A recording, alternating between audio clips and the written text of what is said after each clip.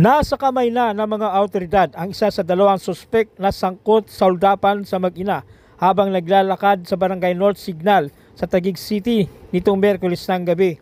Kinilala ni Police Major Jefferson Simfuego, Substation 6 Commander, ang naarestong suspek na si alias Bay, 26 anyos, residente ng Barangay North Signal, Taguig.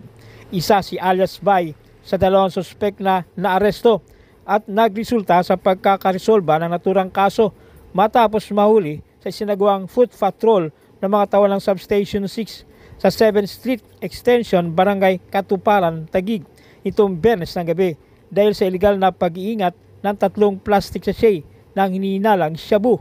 Batay sa eksklusibong balita ng Frontline Pilipinas sa poll sa video ang dalawang notorious na holdupper kung saan naunang naaresto ang isa sa kanila sa follow-up operation ng Substation 6 dahil sa pang-hold up sa mag-ina. Ang naarestong suspek ay pinalam ang lahat ng kanyang mga karapatan at naharap sa kasong RA 9165 o Comprehensive Dangerous Drugs Act of 2002 na kasalukuyang nasapitan ng Taguig Police. May karapatan ang manahimik mo sa walang gusto. Ano man ang iyong sasabihin ay maaaring gamitin pabor o laban sa iyo sa alimang hukuman sa Pilipinas. May karapatan kang pumili ng sarili mo abogado. Kung wala kang kakayahan, ang gobyerno magkakalog sa iyo ng libre.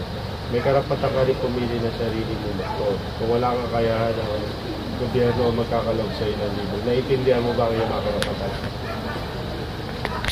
Sugatan ang isa sa dalawang tulak ng iligal na droga ng kumasa sa mga tauhan ng Taguig City Police Substation 4 sa Bambang ni Peles, Barangay Santa Ana, Taguig City nitong Sabado ng madaling araw.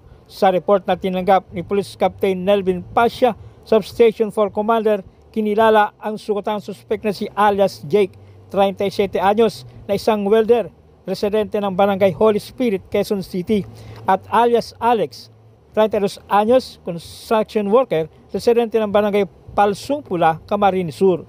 Base sa inisyal na investigasyon, nagsasagawa ng anti-criminality operation sa pamagitan ng foot patrol ang mga tauhan ng Substation 4 sa panguna ni Police Lieutenant James Jose D. Guzman sa lugar ng bigla na lamang nagpaputok ng baril ang isa sa mga suspek na papatakas na sa lugar lula ng isang motorsiklo na naging dahilan para gumanti ng putok ang pulis na kinilalang si Police Staff Sergeant Andrew Nicolas Pangan at tinamaan niya sa kaliwang baywang ang suspek na nagresulta sa kanyang pagkakaaresto.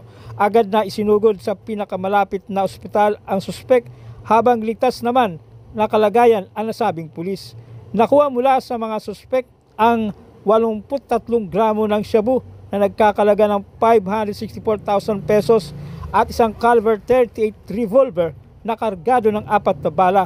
Napag-alaman na supplier umano ng droga sa Bicol ang suspek na si alias Alex, kasabwat ang sagutang suspek na kapwa naharap sa paglabag sa RA 9165 at paglabag sa Comelec gun ban ang kakarapin ng suspek na si alias Jake. Uwi kayong Bicol? Papunta kayo dito? Pinapick up lang ko yan sa kasama ko eh. Nagpasama na sa akin ano. Saan niya pinick up? Sa dito sa may ano na to, sa pick up eh. Ginawa niya ako dun sa may ano nung girlfriend niya eh.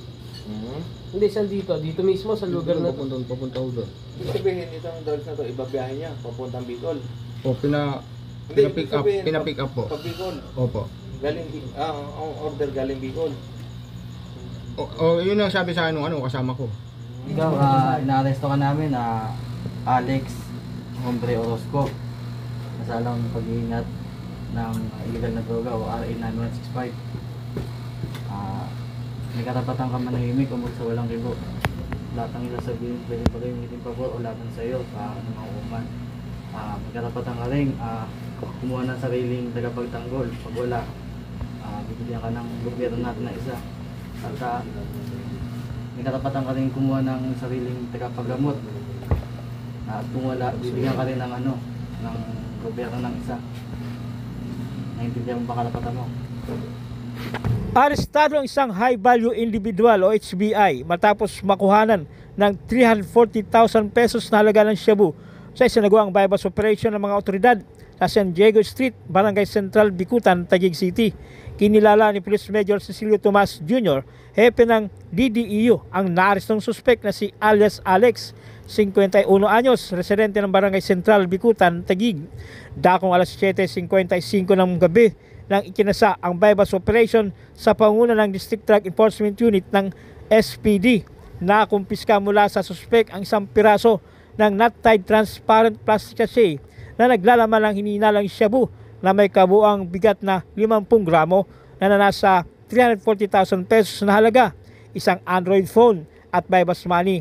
Kinasuhan na ang suspek sa paglabag sa Section 5, Article 2 ng Republic Act 9165 o ang Comprehensive Dangerous Drugs Act of 2002. Inaaresto kita sa salang pagbibenta ng illegal na droga. Ikaw may karapatang manahimik at magsawalang hibo. Ano man ang sabihin ay maaaring gamitin laban sa'yo.